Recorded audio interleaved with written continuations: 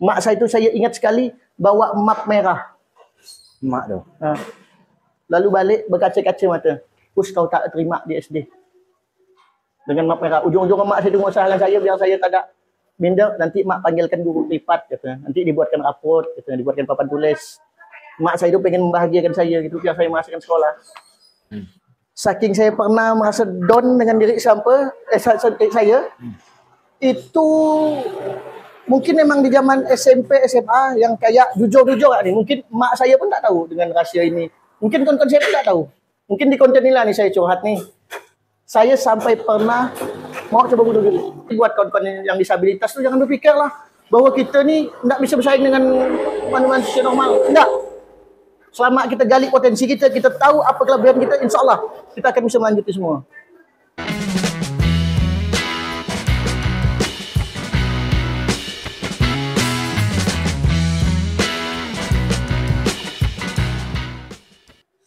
Oke kawan-kawan Ngander, kembali lagi dengan saya Tirmizi. Hari ini kita bersama sosok inspiratif, komedian, stand up, organisatoris, lengkap deh dia. Dan kata anak-anak Mempawah, jangan ngaku anak Mempawah kalau tak kenal dia, kalau siapa lagi kalau bukan Kusmayadi. Ya, siap. Gimana kabarnya Bang Kusmayadi? Alhamdulillah baik Bang Miji. Ini panggilannya Bang Miji atau Pak Miji nih? Miji ya. Bang. Miji ya, siap, Oke. siap. Bang, bagaimana sih keseharian Abang hari ini? Kalau buat hari ini sih macam-macam biasa ya, ngajar, ngumpul sama-sama ngopi gitu ya. Berarti Bang Kusmayadi ini seorang pendidik juga ya, guru? Iya betul, benar. Ini Bang, di program Ngander kita ini memang kita seringkali menghadirkan tokoh-tokoh inspiratif, memberikan edukasi. Ya kami tertarik ketika jumpa dengan Bang Kusmayadi. Kata kawan-kawan Mempawah, jangan ngaku anak Mempawah kalau tak kenal Kusmayadi. Betul itu Bang? Enggak. Mungkin kalau di umur-umuran macam saya sih kenal, tapi kalau di kalangan yang baru-baru mungkin belum enggak. Ada setenar yang seperti orang pikiran lah. Sekarang umur memang berapa Bang? Sekarang 24. 24. Ada itu 24 tuh 5 tahun yang lalu. Oh iya. Berarti udah saya 9. Ada 9. Alhamdulillah ada 9. Ya Bang, untuk kan mohon maaf ini Bang, dalam perjalanan proses hidup ini kan penuh dengan liku-liku dan lain sebagainya. Ya. Dan mohon maaf sebelumnya nih, kan Abang salah satu penyandang disabilitas yang hari ini diamanahi sebagai ketua apa dua organisasi penyandang disabilitas? Formatur PPDI. PPDI Kabupaten Mempawah. Bang, bagaimana sih perjalanan hidup Abang dalam berinteraksi dengan masyarakat untuk dengan segala keterbatasan? Oh, maksudnya tuh gimana sih saya menjalani hidup saya waktu saat lahir disabilitas nih itu ya? Abang ini dari lahir atau memang mohon maaf ada kecelakaan atau apa sebagainya Bang? Saya disabilitas itu dari lahir. Kalau dibilang hidup saya tuh lurus-lurus sampai sekarang menjadi kayak sekarang itu mustahil. Mustahil. Jangankan kayak saya lahir disabilitas, kadang orang yang normal aja tuh itu kadang banyak lika-liku. Orang normalnya kadang banyak hinaan. Kadang orang normalnya kadang tuh banyak yang down gitu. Apalagi yang fisik kayak saya. Tapi kalau dari segi pergaulan, karena mungkin saya pandai buat diri lah ya, itu tak pernah namakan kena bully. Tak pernah namakan kena bully. Tapi kalau dikata-kata itu pernah. Cuma saya bisa melewati rintangan semua tuh. Cuma titik puncak saya merasa down, kenapa sih harus aku yang lahir kayak gini? Kenapa sih harus aku yang bisa kayak gini? Ngapa enggak kawan-kawan aku gitu? Itu pernah terpikir kayak gitu, itu di zaman SMP. SMP. Karena kan itu zaman pancaroba lah tuh. Oh iya. Ibarat tuh kan lagi jatuh cinta, lagi membandingkan, lagi pengen berjalan, lagi kayak ngapa orang kayak gini, aku kayak gini. Itu zaman-zaman SMP. Dari pada saat situasi SMP itu yang betul-betul merasakan. Iya, benar. Dan cara mengatasi itu Bang. Mungkin kan kawan-kawan di luar sana juga merasakan apa yang Abang rasakan. Mungkin kasih motivasi lah, utamanya kawan-kawan yang hari ini sedang terpuruk untuk survive seperti yang Abang katakan tadi. Pertama tuh saya mungkin kayak down. Cuma lama-kelamaan tuh tahu potensi. Kayak potensi saya nih pede lah. Cuma belum tahu nih arah kemana. Masih bingung nih. Awal saya tahu tuh kayak saya ini kayak bisa buat orang ketawa lah. Nah, kayak bisa lah. Gimana tuh cara buat orang ketawa tuh? Pertama kan kayak segini nih kan, masuk saya SMP, itu awalnya saya benar-benar tak mau masuk SMP. Saya pengen sampai ke SD. Dulu saya SDLB. SDLB. Dulu saya pengen SD ya tuh. Soalnya saya pikir kan kalau SD ini kan sama nih, disabilitas semua. Mungkin kalau nak bully itu kecil lah, karena kita sama-sama disabilitas kan. Iya. Dan akhirnya saya itu down kayak masuk SMP karena saya pikir ini masuk ke ruang lingkup orang normal semua. Dan ujung-ujung enggak lah saya nak masuk SMP nih. Karena saya bingung nih kan nak melakukan kegiatan apa. Pas saya tamat SD, pas mau ngambil ijazah itu ada nama guru Bu Susi. Itu boleh dibilang bintang dalam hidup saya. Itu boleh dibilang dia malaikat. Pas saya ngambil ijazah, Bu Susi langsung bilang, "Kus, kau nyambung SMP." Pertama kali sebutnya kau ganteng gitu. Di sana ramai cewek. Otak kau bisa bersaing gitu dengan orang normal gitu.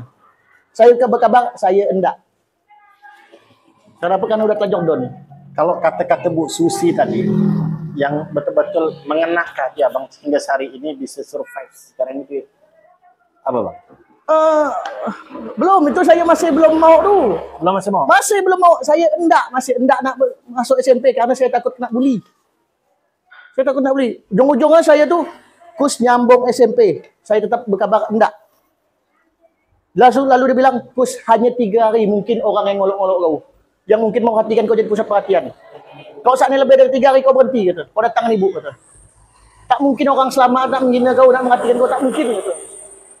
Dan saya masih berkabar saya enggak. Sampai titik abang mau masuk sekolah SMP itu apa? Ujung-ujungnya udah sampai jam 10 pagi. Saya itu masih di pojok-pojok. Masih di pojok-pojok dan saya ini udah nak balik, abang saya udah ngajak balik dah. Kus balik, Kus. Kata Musi, kau jangan balik dulu sebelum kau kabar dia. Wah, penekanan benar tekanan. Awasnya mau SMP. Saya tetap enggak. Dan ujungnya saya berkabar mau tuh karena saya udah letih, bukan karena mau. Karena saya nak balik nih, oke Bu, kata saya karena mungkin itu juga memotivasi abang sehingga abang jadi guru. iya benar. Kok tak ada dia mungkin saya tak jadi apa kali dah. Lalu saya bilang, iya Bu, janji ya jangan kau kabar dia karena kau nak balik kata. Langsung saya itu terbakar gitu. Saya pikir benar juga ya, mungkin 3 hari kan. Saya balik ke rumah saya langsung kabarkan mak, saya nyambung SMP. Orang tua support. Awalnya enggak support. Nama kan orang tua kan pasti ada keraguan. Iya. Kok jujur kok tipikal mak saya itu enggak tipikal support, enggak. Udah dibuktikan baru dia support. Karena mungkin bukan melatar belakangi karena meremehkan, mungkin karena takut lah karena anak akan mengapa, karena kejadian yang disabilitas dibully. Tapi ternyata pas saya masuk SMP, enggak sampai 3 hari, 1 hari saya udah jadi pemimpin di kelas tuh. Tapi sebelum abang masuk jadi pemimpin di kelas itu, mungkin bagaimana Bang Kus ini mampu meyakinkan orang tua yang tadi itu. Katakan emaknya tadi itu bukan orang yang memberi motivasi, jauh dari kata motivasi gitu. Bagaimana seorang Kusmayati mampu meyakinkan orang tuanya bahwasanya saya ini bisa mak, saya ini bisa seperti yang lain. Apa ya? Enggak dengan kata-kata, dengan bukti. Oh bukti. Dengan bukti bahwa saya ini bisa bergaul dengan yang lain. Bahwa saya ini kadang nak bully, malah saya yang jadi balik bully budak-budak normal. karena kelebihan masing-masing orang lah kan. Karena saya cepat dekat, karena saya enggak dekat banyak kawan enggak. Karena saya memang tipikal suka menghibur. Itu langsung saya jadi pemimpin tuh.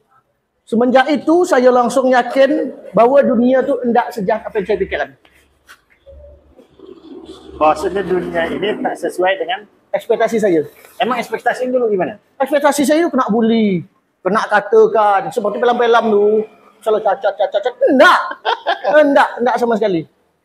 Tapi tergantung orang kan. Iya. Jadi buat kawan-kawan yang disabilitas tuh jangan berpikir lah bahwa kita nih enggak bisa bersaing dengan manusia normal. Enggak. Selama kita gali potensi kita tahu apa kelebihan kita, insya Allah kita akan bisa melanjuti semua. Itu motivasi yang amat luar biasa kawan-kawan. dalam menggali potensi diri sehingga kita betul-betul mengenal diri kita, mampu kita mengeksplor kemampuan kita di muka umum. Perlu kawan-kawan ketahui juga, Bang Kusmayadi ini merupakan sosok sarjana di salah satu universitas di Fakultas Hukum, ya Bang? benar. Nah, jadi dengan segala kekurangan potensi itu harus mengupgrade diri sehingga itu terus menimbulkan karya dan menambah wawasan keilmuan Benar. sampai ke perguruan tinggi. Tadi kan perjuangan abang itu sampai ke SMP itu luar biasa. Penuh dengan lika-liku, motivasi guru, beratnya dapat support pembuktian kepada orang tua. Sampai perguruan tinggi ini pernah nak dulu abang sampai terpikir sampai titik ini? Kalau cita-cita dari kecil saya emang udah ada. Kayak pengen, aku ini bisa gitu. Malah dulu saya pernah ngomongin kawan saya pengen jadi bupati. Bupati? Bupati mana tuh? Bupati Mempawah. Saya pengen jadi bupati. Bukan yang pengen jadi bupati, tapi pengen saya itu dikenal orang. Tapi dengan hal yang positif. Itu belum saya kenal stand up, belum saya kenal bahwa saya bisa nyanyi, bisa MC, bisa jadi content creator. Itu belum pernah pikir itu. Tapi saya pengen dikenal orang. Sampai-sampai kalau saya ngomong tuh kayak namakan kawan kan. Bagus kau kata curi, kata dikenal gak, kata. Dan sekarang saya buktikan. Sampai dia ngomong, kalau saya ngomong, capai cita-cita kau, aku pengen dikenal orang gitu. Dan sekarang udah merasa dikenal sekali ya? Enggak dikenal sekali, tapi minimal lu dikenal gitu. Memang betul. Kalau udah ini, anak Mempawah jangan ngaku. Anak Mempawah kalau tak kenal Bang Kusmayadi. Amin. Yang semua lini dia ada. Di organisasi, di gerakan sosial, dan sebagainya. Luar biasa memang Bang Kusmayadi ini. Kemudian Bang, dalam kehidupan ini kan pasti kita merasakan titik terendah kita. Kalau abang pernah merasakan itu enggak? Pernah sekali.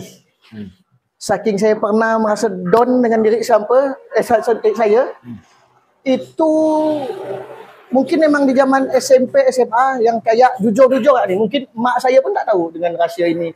Mungkin konten saya pun tak tahu. Mungkin di konten ini lah nih saya curhat nih. Saya sampai pernah mau coba bunuh diri. Bunuh diri? Demi Tuhan. Mungkin kok mak saya ngomong, mak saya nonton nih, dia tak percaya. Saya ini kan orang kan ceria. Saya ini kan orang kan ibarat itu benar-benar kayak tak mau melihatkan kesedihan saya. Mungkin bapak pun kenal saya kan, tapi tidak tahu saya di dalam kamar.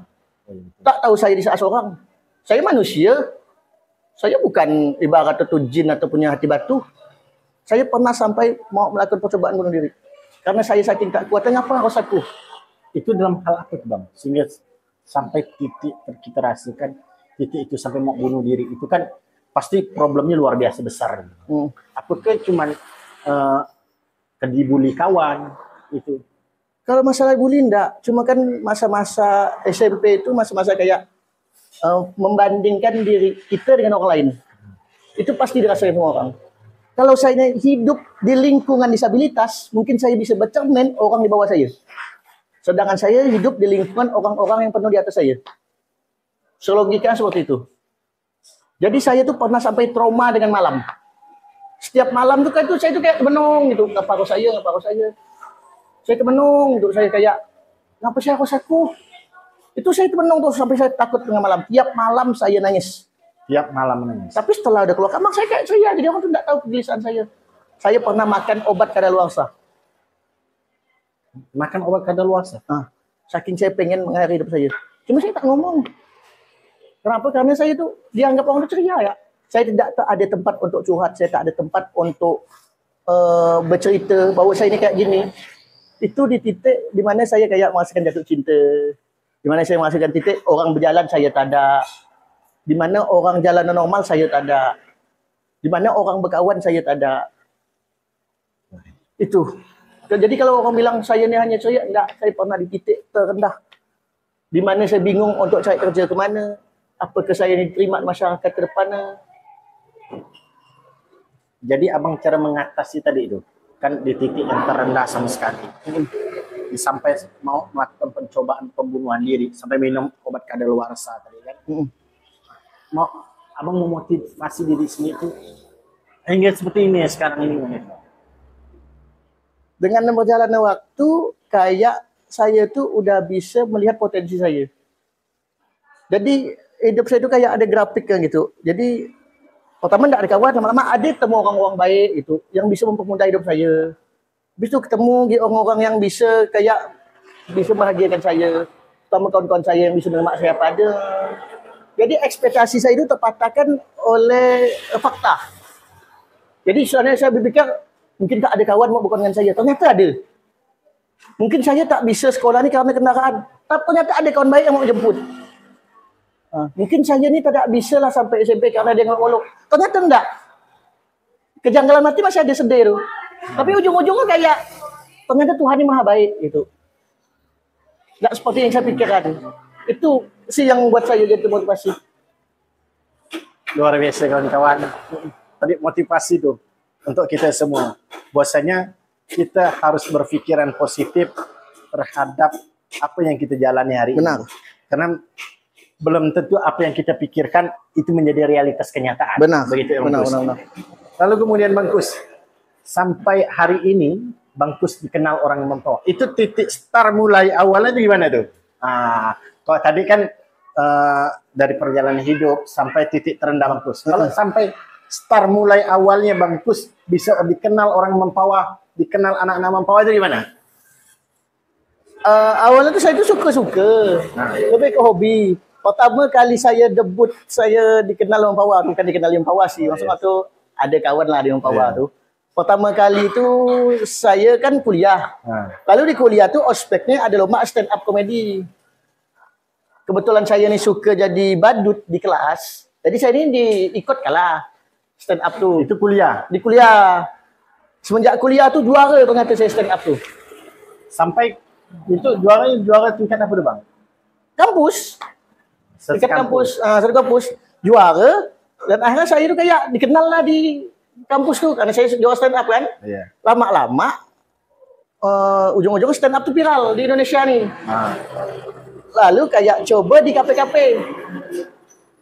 Itu mulai saya awal sekali merasakan lah Mempawah nih, oh gini jadi anak-anak kafe nih gitu. Yang awalnya minder tadi. Yang awalnya minder. Dunia malam. Awalnya minder sekali. Pokoknya setiap malam tuh saya nangis ya lah tuh. Tak ada yang lain, nangis. Sampai basah bantal lu. Jokes stand up sih banyak, cuma udah lupa dah ya. Lalu saya stand up setiap malam minggu tuh. Itu mulai dikenal. Cuma stand up saya dulu tuh belum kayak damai dengan keadaan. Jadi belum berani ini bawakan stand up materinya tentang disabilitas. Belum berani. Masih iri, masih kayak bangga dengan diri. Jadi belum menerima kekurangan. Jadi setiap stand up selalu nyelok tangan gini. Karena pengen terlihat sempurna ya. Ternyata saya berpikir lama-lama, peran itu jadikan kekurangan itu sebagai kekuatan kita, sebagai senjata kita ke depannya. Hingga sekarang dikenal orang Mempawah karena stand up awalnya. Stand up. Untuk Abang pernah ikut lomba stand up?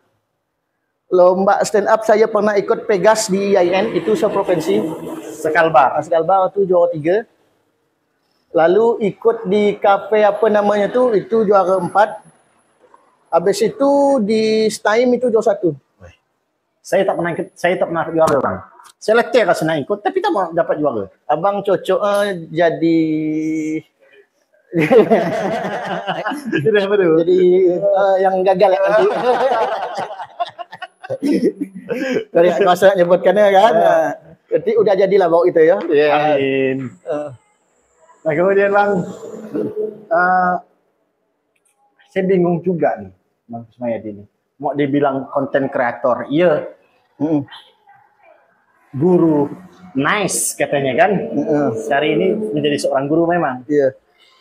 Guru apa itu Bang? Saya ngajar seni, ngajar sejarah sama sosiologi. Nah itu 3. Berarti berkenaan dengan sejarah juga ya Bang. Kemudian stand up komedi tadi yang bilang. Artis Mempawah juga yang banyak tayang filmnya kan. 1. 2. Itu pernah nak melihat kebahagiaan orang tua, melihat anak-anak Bang Kus tadi katanya orang tua itu kurang support dan sebagainya. Atas pembuktian katanya dari emaknya ini harus dibuktikan dulu bahwa percaya. Iya, benar. Titik kebahagiaan yang Bang Kus lihat dari kacamata emak Bang Kus itu ketika itu. Mungkin orang tua saya tuh lebih sering dipandang kayak sebelah mata lah oleh masyarakat. Kalau saya cerita dari awal, Iya. saya tuh pernah ditolak di SD biasa. Ditolak SD12. Gara-gara saya disabilitas. Karena kepala sekolahnya tuh beranggapan bahwa kalau kita cacat fisik, takutnya cacat otak. Padahal enggak. Padahal iya. Ternyata saya buktikan saya bisa lulus S1. Itu mungkin mak saya itu yang kayak mental down. Saya bisa ngerti. Jadi titik bahagia mak saya itu pas yang saya lihat benar waktu film saya tayang dan saat saya wisuda. Ternyata anak aku yang selama ini yang kayak dipandang sebelah mata masyarakat sampai ternyata kepala sekolah yang belum menerima itu kayak berkaca-kaca gitu. Mungkin dia tidak bilang ke saya, tapi karena interaksi anaknya dengan orang tua ini udah paham, dia berpikir tuh ke belakang. Yang anak saya dulu kayak dipandang sebelah mata, yang anak saya dulu dipandang orang sampai tidak diterima di SD sampai masuk ke SDLB, ternyata bisa sampai jenjang sekarang. Di situ betul-betul menghasilkan Iya. yang dikatakan Mak. Saat itu nangis enggak, Bang? Nangis enggak? Oh, ya. Cuma kayak dalam hati itu senang gitu. Tapi pas di kamar tuh kayak pernah nangis. Saya tuh jarang nangiskan masalah lain selain kan masalah emak saya. Nangis tuh karena saya bisa bahagiain dia. Yang mungkin sebagian orang waktu itu menganggap keterbelakangan Iya. dan sebagainya. Udah saya bilang saya pernah ditolak di SD biasa. Saking hina saya tuh. Di SD biasa saya pernah kena tolak. Dia takut saya ini ngacau kawan-kawan saya. Saya takut saya ini keterbelakangan mental. Mak saya itu saya ingat sekali bawa map merah. Emak tuh. Lalu balik berkaca-kaca mata. Us kau tak terima di SD. Dengan map merah. Ujung-ujung mak saya tengok usaha saya biar saya tak ada minder. Nanti mak panggilkan guru privat. Kata. Nanti dibuatkan raport. Kata. Dibuatkan papan tulis. Mak saya itu pengen membahagiakan saya gitu. Biar saya masukkan sekolah. Tapi waktu itu memang pas betul sedih ya, Bang. Waktu kecil belum. Belum. Tapi pas udah beranjak dewasa, iya. Sedih. Dengan muka lusunya mak saya yang pengen anak bahagia, pengen anak bergaul dengan kawan-kawan lain. Dan akhirnya apa tidak diterima. Berkaca-kaca mata mak saya merah muka mak saya. Boleh Abang kasih pesan, ucapan mak kasih kepada emak yang betul-betul memperjuangkan Abang. Mak, ni cháu lại kau lihat sini cháu jalan kan saya. Kau lagi kicau je lah. Artinya mak kasih banyak mak. Saya nak keluar mati dengar. Ini saya tak tahu hati ya kan. Itu sih arti mak kasih banyak. Oh, iyalah. Memang motivasi dari dorongan orang tua, support dari orang tua memang membekas untuk kita seperti ini, Bang. Tapi di balik hikmah itu semua mungkin iya sih, mungkin Tuhan tuh membuat skenario yang paling baik dalam dunia ini. Kadang plot twistnya itu tidak bisa kita ketahui. Kalau saya tidak masuk di SDLB, mungkin pengalaman saya sama pengalaman dengan orang-orang normal. Saya sampai bilang, pengalaman orang mungkin hanya di SD-SD biasa pada umumnya, dan kebanyakan orang. Tapi di SDLB itu paling banyak cerita yang ibarat itu beda dari orang lain. Apa salah satu contoh cerita yang beda, Bang? Contoh saya kayak tahu bahasa tunarungu, yang itu. Bukan tahu cara ngomong, tapi paham. Paham. Lalu saya bisa tahu anak-anak Down syndrome. Down syndrome maksud? Autis. Saya tak paham. Autis itu kayak ini apa Down syndrome nanti di searching lah. Oh, kan? ya, siap. Itu saya sampai tahu tuh karakter-karakter. Karena saya banyak berkawan tuh. Lalu saya tahu orang-orang yang ibarat itu jauh di bawah saya. Itu. Kalau saya masuk di SD normal, mungkin saya memang lebih tertekan sampai sekarang. Karena saya berkaca di orang yang di atas saya semua. Berarti harus sekali kita nengok ke bawah juga, agar kita merasakan nikmat Tuhan yang di Iya, benar. Lalu saya masuk SMP itu saya udah kayak tahu nih cara-cara berinteraksi dengan masyarakat, interaksi dengan kawan-kawan, udah tahu dah. Jadi saya tidak menyesali bahwa saya SDLB. Malah saya ada pengalaman yang benar-benar menarik lah gitu. Hingga dikenal lah semuanya ya. Makasih banyak Bang atas motivasinya, atas nasihatnya untuk saya tadi perjuangan dalam kehidupan ini. Bahwasanya skenario Tuhan itu jauh lebih indah dari apa yang kita hayalkan. Benar. Dan apa yang kita bayangkan. Benar.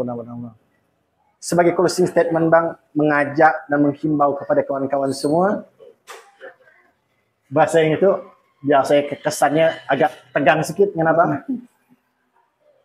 Agar kawan-kawan tidak minder, utamanya kawan-kawan disabilitas dan kawan-kawan yang suka bully orang lain ini. Jangan sampai mengedonkan orang yang di bawahnya. Terima kasih Bang. Sebelum saya closing statement, yang pastinya kita harus husnuzon ya dengan Tuhan. Karena kadang apa yang kita pikirkan tentang negative thinking itu tidak kejadian. Apa yang kita khawatir dalam dunia itu tidak usah terlalu ditakutkan. Buat kawan-kawan yang disabilitas, itu jangan terlalu minder. Jangan terlalu kayak bahwa aku ini telah kayak gini, orang itu tidak menerima gitu. Banyak orang-orang luar di sana yang lebih baik. Yang baik, yang hatinya itu benar-benar kayak memaklumi keadaan gitu. Dan yang pasti saya pengen, terutama di Indonesia ini, buat penyandang disabilitas itu tolong diprioritaskan. Dikasih hak-haknya. Jangan sampai diintimidasi, diskriminasi. Karena banyak saya lihat di Indonesia, itu belum tercapai itu. Bahwa disabilitas ini disamaratakan. Padahal di undang-undang udah jelas. Bahwa kedudukan yang sama. Bahwa disabilitas punya kedudukan yang sama. Dari mulai pekerjaan, kehidupan, disetarakan semua. Contoh, tidak banyak. Kayak sering ada acara kegiatan disabilitas diundang, JBI tidak diundang, tidak dihadirkan. Atau banyak tuh yang maaf kata kayak di masjid itu belum ada di JBI, misalnya orang baca khotbah JBI menafsirkan, menerjemahkan. Padahal kan ada hak disabilitas tuh agar tahu apa yang diucapkan si pengkhotbah, itu belum ada. Lalu kayak transportasi sarana itu belum ada tuh disabilitas untuk kursi roda atau untuk orang buta itu banyak. Lalu di pekerjaan itu masih banyak didiskriminasi. Contohnya kayak di pekerjaan tuh harus sehat jasmani dan rohani. Itu banyak belum ada tuh. Tapi yang pastinya saya pengen pekerjaan yang menyesuaikan disabilitas, bukan disabilitas yang menyesuaikan pekerjaan. Itu banyak belum ada. Yalah. Semoga harapan-harapan Abang tadi dapat diwujudkan bersama di konten ini, sehingga seluruh pendengar yang melakukan kebijakan itu dapat mengambil kebijakan dan betul-betul bisa dirasakan langsung, utamanya kaum disabilitas, biar merasakan kedudukan yang sama dan mendapat haknya juga yang sama. Makasih banyak Bang, semoga Abang sehat selalu dalam mengajar. Amin. Dan ketika jadi artis di Mempawah yang lupakan nama saya. Amin. Yang penting kata pesan kawan saya, Abang jangan jadi Fir'aun gaya baru. Makasih Bang. Siap. Masih banyak Pak Wiji.